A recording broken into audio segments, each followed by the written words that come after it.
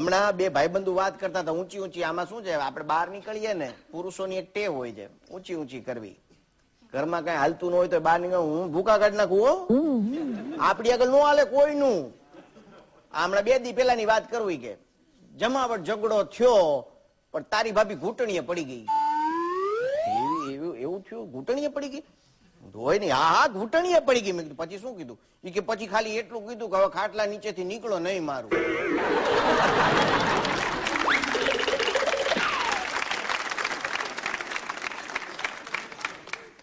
બીજો કે ના હોય કે મારી ઘરવાળી તો દેવી છે. કે બોલો કે દેવી તો મારે છે, કોઈ લેવા તૈયાર નથી.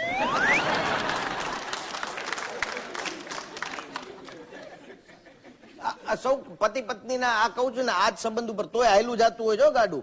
હમણાં પતિ પત્ની વચ્ચે જબરજસ્ત ઝઘડો થઈ ગયો, માણસો ભેગું થઈ ગયું, બે ફામ બોલે. ત્યાં તો પતિનો પિત્તો ગયો હોય કે ખબરદાર જો હવે એક શબ્દ બોલી જોઈ કે રામાયણ નું જ્ઞાન છે કે તને? દશરથ ને તણ હતી કે હજી 2 હું કરી શકું છું કે ડાળી શું થાત? આટલું બોલી. મને એમ કે ઘરવાળી નહીં બોલે. ત્યાં તો ઘરવાળીએ કછોટો માર્યો કે રામાયણ નું જ્ઞાન રાખો તો મહાભારત નું રાખતા જાઓ.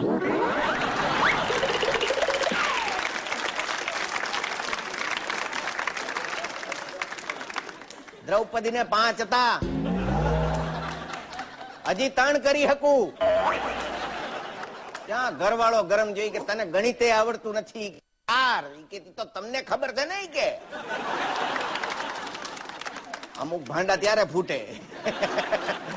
અમુક લેસન માં હો જોક બધી. પણ આમ નામ કહું પતિ પત્ની ના સંબંધો જ આવા છે. હમણાં ચુનિયાના સાસુની વાત કરી ને તો ચુનિયો મારી આગળ આવ્યો દુખી. એટલે મેં કીધું શું થયું છું? મને કે સાસુ ભરેલી આખી બસ મનાલી ટૂર માં ગઈ હતી કે 52 સાસુ. મિલનભાઈ 52.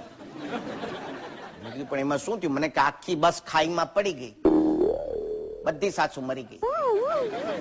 મેં કીધું પણ એમાં તું કેમ આટલો બધો દુખી થઈ ગયો? કીધું તારા સાસુ એમાં હતા. મને કે ના વાંધો જ છે ને બસ ચૂકી ગઈ હતી કે